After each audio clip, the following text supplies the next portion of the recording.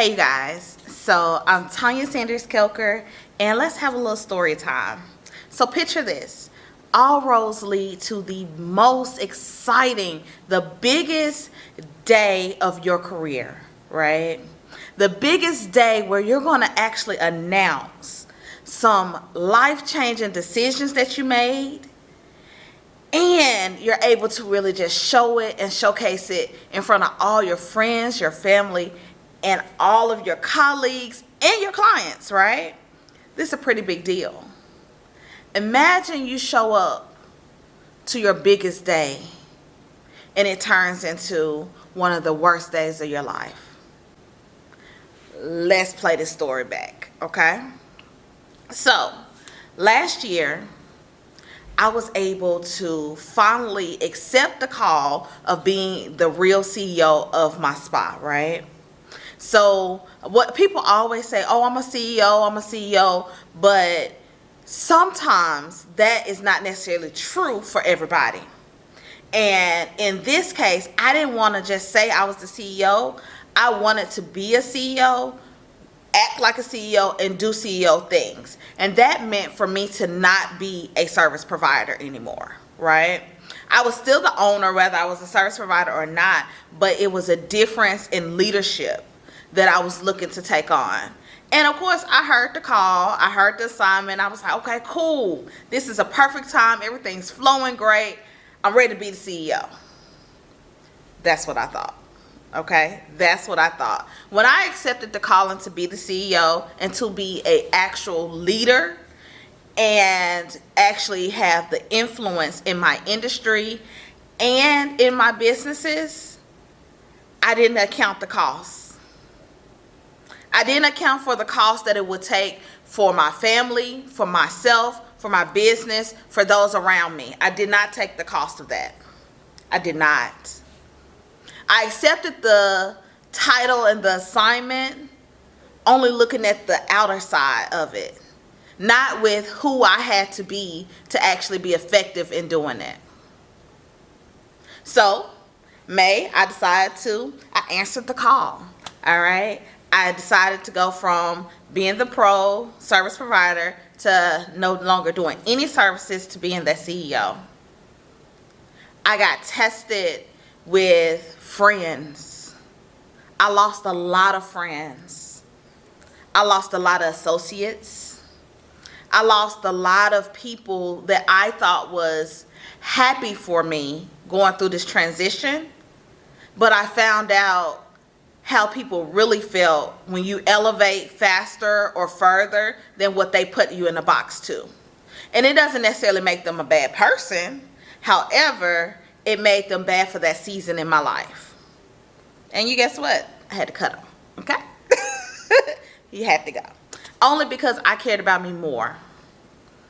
But I also knew within I had a lot of work to do.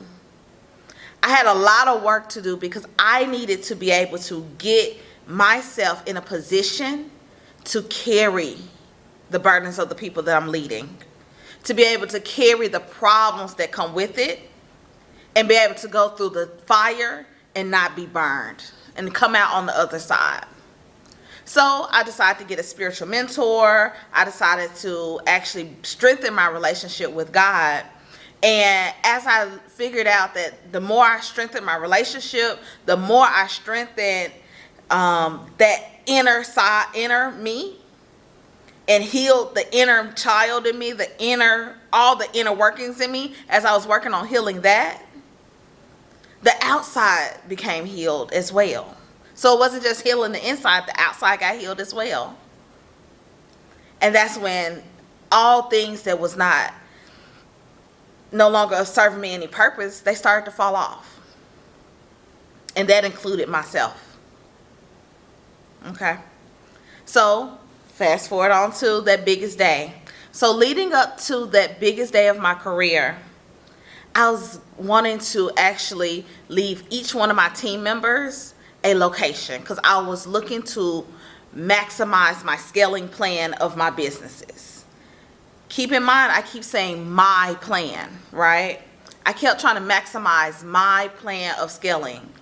And my plan of scaling looked like having multiple locations all over the state of Mississippi and all over this country.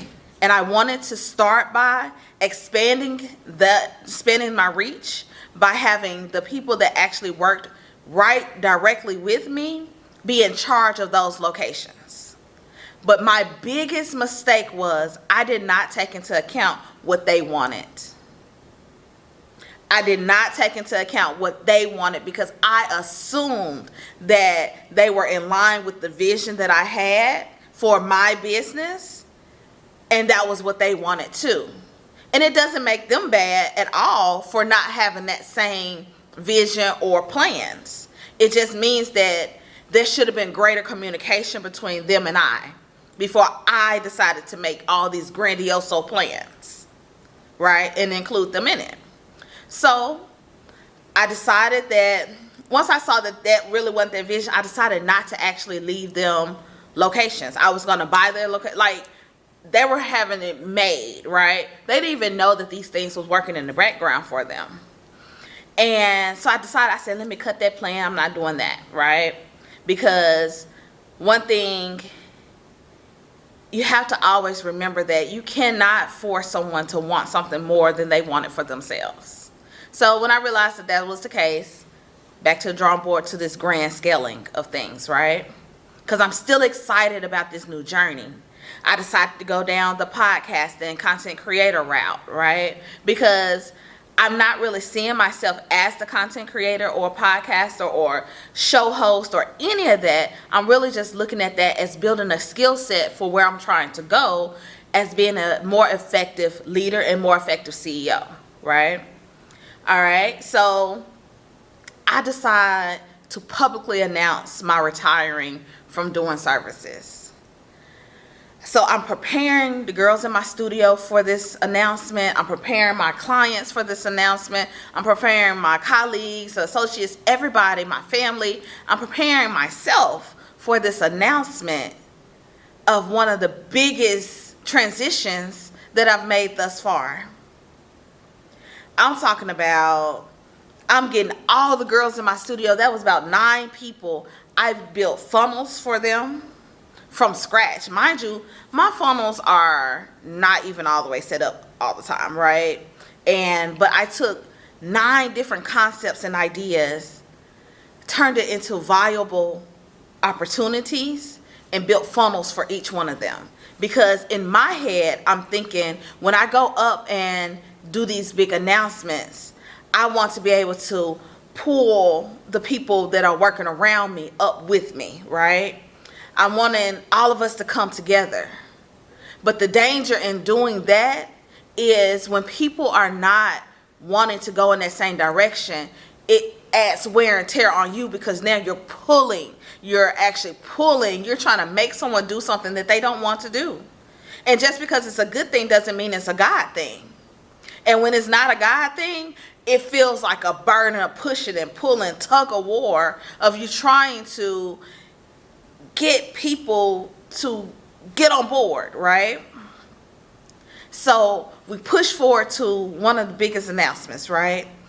We get there. I'm getting ready to announce I'm going full time into content creation and podcasting as an arm of my coaching and my leadership trainings, right? I'm also announcing that I'm no longer a full-time service provider. I'm only the CEO of my businesses, and I'm helping to grow and help develop other people that are looking to make that jump as well, right? And I want my team to come with me and witness these things because these are the people I love, I truly care about. I have my family, my team, everybody all in this one place to witness me speak on a panel of other amazing, super amazing spa professionals that I respect. A lot of them are my clients, or were my clients at that time when I was taking clients. A lot of them were my clients, they're my colleagues, they're my associates, and people that I look up to, people that I admire and respect. These people were on the panel with me. And some of them were in the audience. So I'm excited for this moment. I'm excited to share all these things that's been poured into me, all this development, so that I can show them how I repackaged this and then show them the gift to the world again. Y'all, this was the biggest moment of my career thus far. It was a celebration of me accepting the call. Except it turned out to be the worst day, or the beginning of the worst day and the worst time of my life.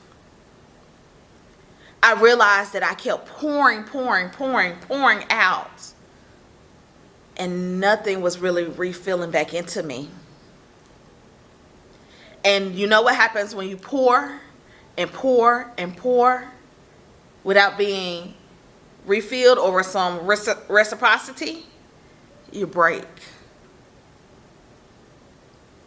My team that I had paid for everybody to get here, I closed my spa down. My family, everybody's here. And the panel is no longer something that that's even going on. So the whole purpose of me even being there has been cut and shot. So I'm looking crazy right then. And then I get told at the last minute that I have to get out and speak.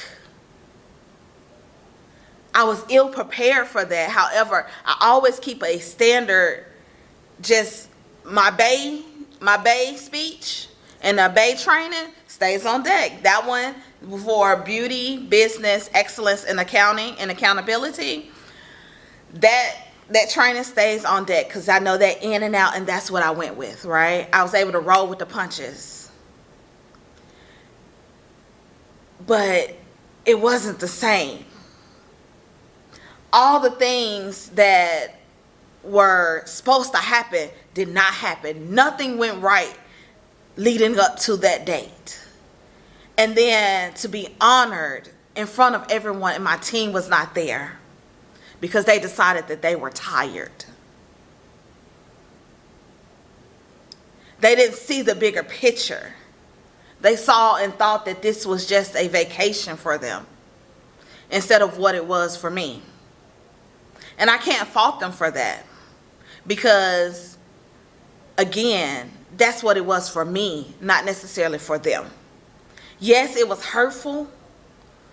Oh my God, y'all don't understand the hurt, the pain it caused to have your best friends, your mom, your niece, your people you call family now, all there and feel like they all turned their back on you because they were not in alignment to where you were going. And again, that's okay.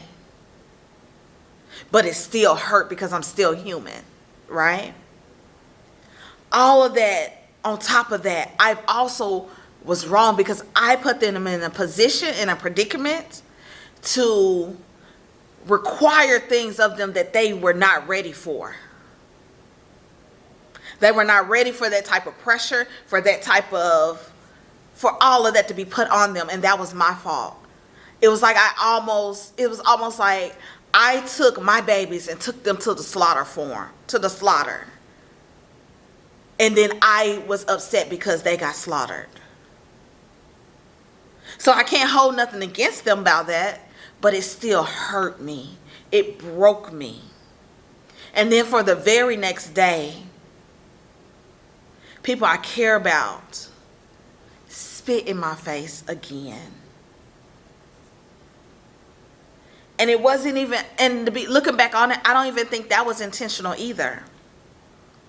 But the enemy had my mind so wrapped up in this was supposed to be a celebration of me. I celebrate everyone and I don't get a chance to celebrate me. And so when that couldn't happen, the enemy had my mind wrapped up so bad, so hurt, so broken. Because all I kept thinking about is people being ungrateful. people being just not understanding the vision. Me having to pull so much, but all it was I just kept pouring into situations and people that was not reciprocating back to me what I needed. And I had the thought that came over me, that I had the thought to actually drive my car into ongoing traffic. Because at that point, I didn't want to take it anymore. Because it felt like I did so much for everybody for it to be spit in my face. What's the point? What's the point? I was so happy that my mom drove my vehicle back home from that event. And my husband was there. And he drove me home. I had a nervous breakdown. All the 3 hours home. I had a full nervous breakdown from when we left till we pulled up into my driveway. And I just sat in the car and cried. I cried and I was so hurt. But I thought I was okay. I thought I got it out of my system. But the enemy saw me being beat down. And usually, if I get hit and get knocked down, because those were a lot of blows. That battle, that was a lot of blows to my body, to my mind, to my heart. All those blows, and the enemy saw me down, laying there.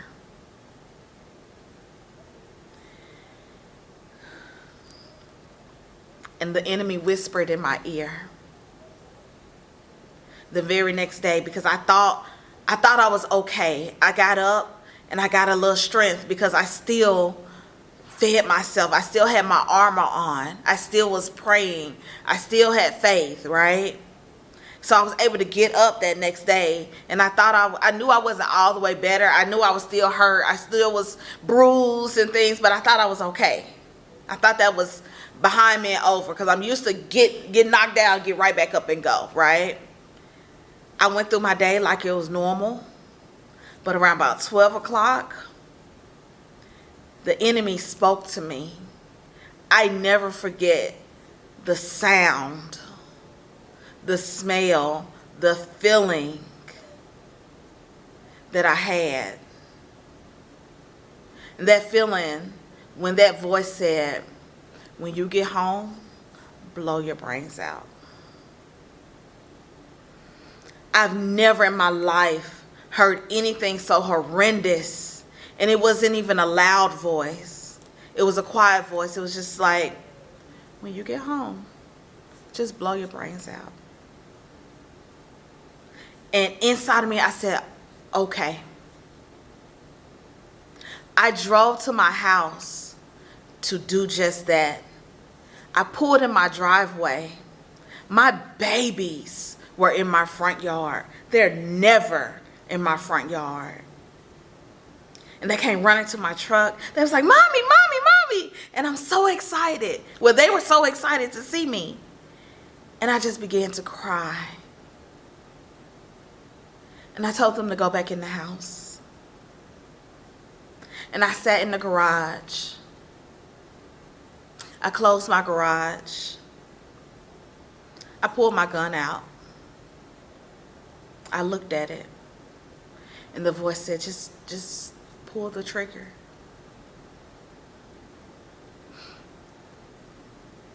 And I took a deep breath. And I said, devil, you got me fucked up. I knew right then that the enemy, that was the enemy's voice. I knew right then that I wouldn't dare ruin my babies' lives by being as selfish to only think about what was happening to me. I thank God for the armor. Thank God for knowing that I'm his child and that he loves me. And the only way the enemy could have taken me out, the only way the enemy can take you out is if you do it yourself. And if the enemy wanted to kill me, he should have done it himself. But you know why he didn't? Because he can't. I've already won this victory. That assignment that I took it and I accepted it. And I stand on that. I walk in my authority because I stand on that. I put my gun up. I went in the house. I called my husband. I said, baby, take my guns. Put it away. I don't even want to know where you put it. I don't care. I don't want them. Because right now, I've never had a thought like that in my life. And I don't ever want to have that thought again. And just if I have it again, I don't want any weapon around me. And I've never seen my gun again. So today, I stand before you to tell you that this is a celebration of life. 9/24 will forever be a significant day for me because I decided to continue. I decided to choose life over death. I decided to choose my assignment over embarrassment, my assignment over betrayal, my assignment over hurt, my assignment over isolation, my assignment to do my purpose that God put me on this earth for over any and everything. So today, September 20th, is a celebration of life and the overcoming of contemplating suicide. I decided to walk in my light because I defeated darkness. I got upgraded in the spirit because I cast it down, that suicide spirit, that depression spirit. I loosed it from my body. I binded it up and I sent it back to the pits of hell. I make hell nervous because I know who I am, who I'm assigned to, and what I'm here to do. And I just want to be an encouragement to you to continue on. I know life is hard. I know disappointment, betrayal. Listen, I had people doing black magic on me. I had people paying warlocks to cast spells on me. People close to me filled with jealousy and envy, betrayal. But none of that was stronger than the God within me. None of that darkness overpowered my light. And that's the same thing for you. If you don't get nothing else from this, I encourage you, if you are ever feeling at your lowest point, these things I did to help build me up so that I can win this battle. I continued to pray. I fasted. I consecrated. I repented. And I continually built up my relationship with God. Because all the money in the world means nothing. Because I was making the most money I've ever made in my life. Life was up. Life's still up. Life was up though, right? I had no reason to feel down, out, or anything on the outside, but the inside was lacking. I was lacking that connection back with my Creator, with my Father. I was lacking that positioning because I didn't realize who I was. I was conditioned to think that all these outside things meant something. They look nice. I got a little ice. I wear nice clothes and things like that. That's cool. That's because I like that. But it doesn't make me, and it doesn't make you. What makes you is what's on the inside of you and your relationship with God. So I encourage you, if you need assistance, go and talk to someone, anyone that can help you. Well, probably not anyone, but go and find you someone that you trust to help you, to talk with you, so that you can see the other side. Because all of that, my life could have been ended because of a temporary moment in time. I'm Tanya Sanders Kelker. I am a suicide attempt survivor. And I hope that that's never your story. I love you guys, but God loves you more. Bye.